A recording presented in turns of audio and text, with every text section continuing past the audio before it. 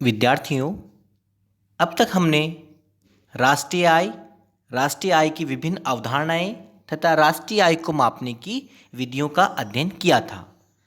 अब हम पढ़ेंगे कि हरित लेखांकन क्या होता है। विद्यार्थियों, जीडीपी की गणना करते समय उसमें उन्हीं व्यवहारों को सम्मिलित किया जाता है जो बाजार के माध्यम से होते हैं, जबकि विकास की प्रक्रिया के दौरान प्राकृतिक संसाधनों में होने वाली कमी या उसकी गुणवत्ता में होने वाली कमी की लागत को इसमें सम्मिलित नहीं किया जाता था। तो हरित लेखांकन प्राकृतिक संसाधनों की लागत को इसमें समायोजित किया जाता है। विद्यार्थियों, जब विकास की प्रक्रिया आरंभ होती है तो विकास की प्रक्रिया के दौरान प्राकृतिक संसाधनों, वनों, वनस्पति, खनिज संपदा, जल, इन सब का दोहन होता है और इससे इनके स्टॉक में भी कमी आती है। जो इसकी लागत है उसको हम जीडीपी में समायोजित नहीं करते।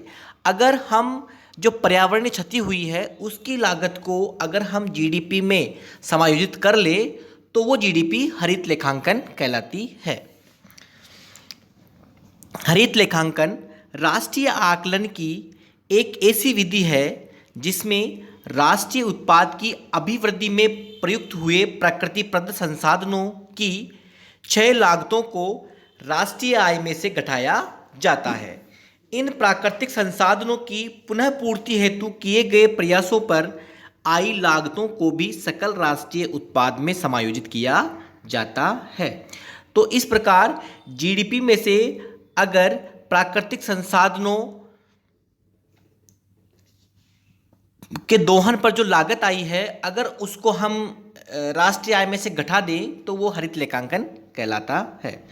आमतौर पर सकल घरेलू उत्पाद का आकलन करते समय विनिर्मित पूंजीगत आस्तियों के उपभोग पूंजी ह्रास को समायोजित किया जाता है। यदि इसमें प्राकृतिक संसाधनों के दोहन एवं उपभोग को भी शामिल कर लिया जाए तो जो नए आंकड़े प्राप्त होंगे वह पर्यावरणीय समायोजित सकल घरेलू उत्पाद या हरित जीडीपी कहलाएंगे।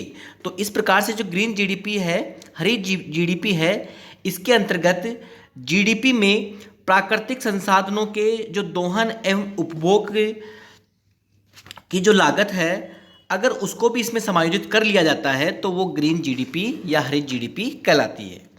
हरित लेखांकन की सबसे महत्वपूर्ण बात यह है कि इन आंकड़ों की तुलना राष्ट्रीय आय के साथ करने पर यह पता लगाया जा सकता है कि किसी देश का विकास पर्यावरणीय क्षति की कीमत पर किया जा रहा है अथवा नहीं।